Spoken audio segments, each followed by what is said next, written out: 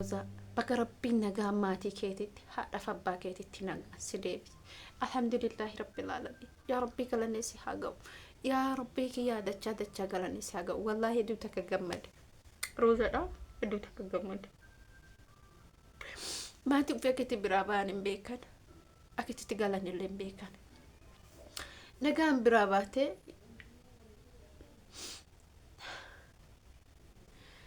karaa kanatti waa meeqatu jira, waa meeqatu isaa mudate. Alhamdulillah rabbiin galanni haa ga'u. Wallahi lazim hedduu takka bakka injiraa miti. Wallahi gaafa isaan rakkoo sun akkas karaa sanitti maaliif hin beekamu waan nama mudate. Ashama harka fuunee jira jirtu akkam nagaa keessan fayyaa keessanii jecha. Alhamdulillah galata rabbiin illee naga jira. Rabbiin galanni haa ga'u. Yoo nan naga'ee jira fayyaa nuu kennee jira. Obboleettii teenna illee wallahi bakka nagaa rabbi si galchi jenna. Hedduu takka gammade alhamdulillah wallahi taziin baay'ee gammade. Sababni isaa illee maaliif isiin nagaan galuun waan guddaadha. Nagaan baatee maatii isaa bira nagaan itti deebi'uun qaama guutuun itti deebi'uun. Rozaan akkuma ishiin jette qaxara dhallee arge qaxarame dalagachaa jira. Wallahi kun hin horiin qabu. Wallahi lazim namni jiruu isaa keessatti fayyaa guutuu tan hoo qabaate waan feete tan qaxaramillee qaxaramuu dhabillee dalagadhullee hojjettuma hojuma dhuunfaa qabaallee hundi isaatu sarraatanyaadha. Hundi isaatu shaqaalaadha. Kabaankii keessa dalaguullee namatu am fakkeenyaaf as ilaala hin gowwoomina wallahi lazim dalagoo tanarratti fakkeenyaaf kabaankii keessa ajaju tokkotu dhufee isa ajaja. Ida wanne tokko beeku qabdanii daana. Kaman hospitaala dalagu. Hospitaala dalagu. Waa meeqa dhiiga nama, qoshasha nama, maan nama, xaragge achi keessa hospitaala san keessa wantoota hedduutu jira hospitaala keessa gaafa jennu. Hospitaala kana keessa illee waa hedduutu jira jechuudha. Wallahi lazim jechuudha.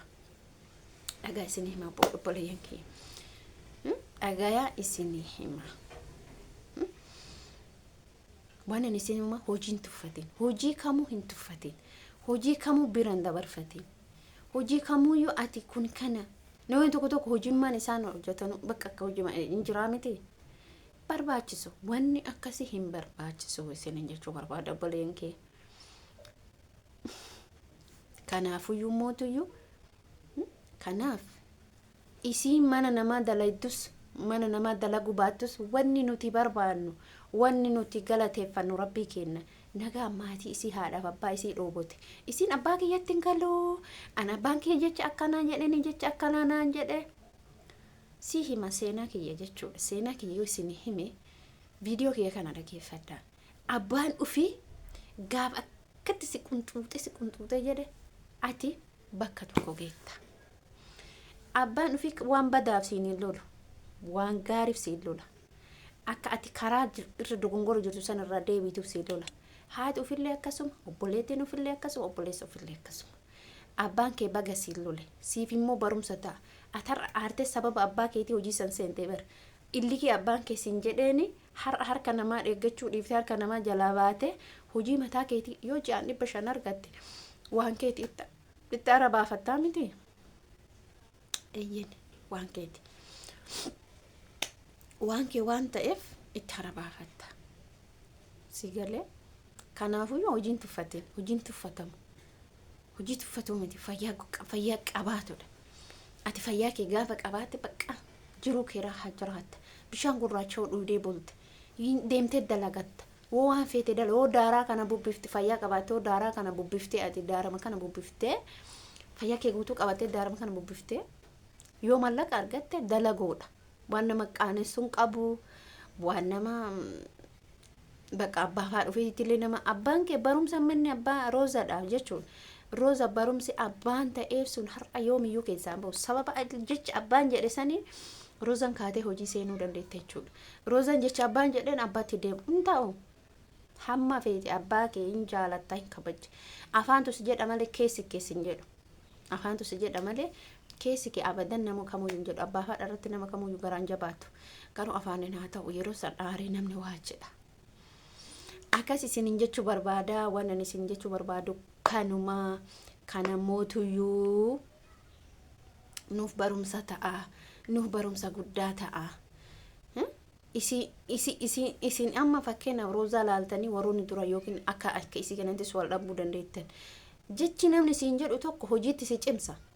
Jechi yookiin nama namni komantiidhaan na arrabsu fakkeenyaaf nama san akka bakka sanirraan deebine isa godha. Namni tokko gaafa dhufee bakka hin dhufaa miti ati akkanaa fakkeenya laalaam namoonni hedduun jecha namaatiin gabbaanii kan hojjetatan meeqa kamtu jira. Naannoo keessattis ta'e karaa miidiyaa garaagaraanis ta'e jecha namaatiin gaaf namni waasiin jedhu ati jabaachaa deemta, humna godhataa deemta, onneen ati qabdu adda hojii kee gammachuun hojjetan mirqaan san dalayda jechuudha. Maalirraa jecha namni siin jedhurraa kan ka'ee siin jechuu barbaada. Kanaafuu nullee mootuyyuu barumsi nuti arganne hangam abbaan keenya nu yaada, hangam haati keenya obboleeyyan keenya nu yaaddi.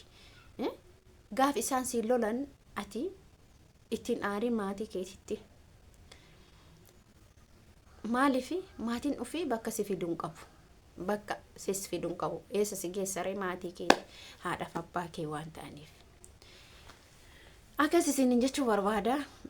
Har'a gammachuma kanaan dubbachuu dhufee gammachuun teenya gammachuu haa taatu. Isillee yoo dalagoo isiititti deebitee nagaa rabbiin dalagoo isiititti deebitee biyya san dhugumatti hojiitu waan tokko keessatti maal isinitti fakkaata maal beektani? Wanni tokko namni gaa biyya isaa jiraatu gaa biyya ambaa jiraatu irra dalagata. Amma Rozaan as keessarra yeroo biyya san jirtu bakka mirqaan san dalagatti galtuu bishaan isii dhuudee argatu nyaatee dhabdu hirriba isii nagaa raftee bulti. Nama waliin agartu bilbila waliin agartu jinni jaan kamitti nabiyyoo waliin agartu. Isin galee kana isin jechuu barbaade kan isin jedhu kanuma kabura momaani obboleeyyan kiyya. Kanaafuu waa hunduma keessattuyyuu nuti inni guddaa maayinni dalagoo noorofatu odoon taane hojii tuffatu odoon taane jecha namaallee dhaga'u odoon taane jecha maatii immoo itti illikkeeffatu odoon taane gorsanuu ta'a barumsanuu ta'a ishee gabbaasee barsiisee hojiitti seensisa waan ta'eef namni kamuyyuu sane seenaa namni mudannoo garagaraan dhabne jiru jireenya isaa keessatti mudannoo garagaraatti nama mudata mudannoo garagaraa kana mootuyyuu obsaan dabarsan namni obsa qabummoo waa hedduu qoreen akkatti yoo harka kee kana ati akkatti yoo lafatte bitiin tirtee kuftee qoreen harka keetitti si saabatte harka kee kana keessaa yaaftee kottee keetitti yoo si saabatte kottee kee kan luka kee kana keessaa yaafteetiniin bakka san ga'uuf qoree san irra tarkaanfatta yookiin ibidde tokko irra tarkaanfatta bakka yaadde san ga'uuf. Jechi namaa akka barumsa namaa ta'uun dagatinaaf isiniin jedhe jechi namaa haras taana borus taana barumsa isinii ta'a. Jechi nama miidhu. Jechi nama miidhu barumsa namaaf ta'a. Akkasii viidiyoo keessuma irratti dhaabaa ama viidiyoo biraatti walitti deebinutti Roza bagagaltee baga gammaddee si gammannee jira alhamdulillahi rabbil aalamiin. Warroonni mootuyyuu si soquu didan si maal gochuu didan bilaasha galata dhaban.